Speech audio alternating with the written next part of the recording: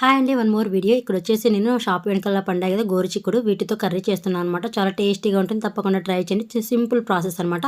ఒక బాండీ పెట్టేసుకొని ఒక పెద్ద కూర గరిటెతో ఆయిల్ వేసేసి అందులోకి పోపు దినుసులన్నీ వేసి ఒక పెద్దది ఆనియన్ ముక్కలు కూడా వేసేసి అవి బాగా వేగిన తర్వాత ఒక 2 టమాటాలను కూడా వేసి అవి మెత్తగా అయిన తర్వాత ఇందులోకి నేను ఆలు అండ్ చిక్కుడుగాయలు వేసేస్తున్నాను అనమాట. వేసేసి ఉప్పు, పసుపు వేసేసి అంతా ఒకసారి కలిపేస్తున్నాను. చక్కగా మగ్గిపోతాయి అనమాట. కలిపేసి ప్లేట్ పెట్టేస్తున్నాను ఒక 2 నిమిషాలు.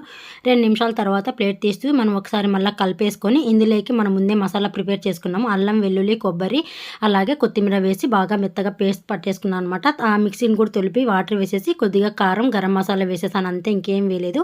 వేసేసి అంతా ఒకసారి కలిపేసుకొని పచ్చివాసన పోయే వరకు మసాలా బాగా వేయించుకోవాలి సిమ్లో పెట్టి.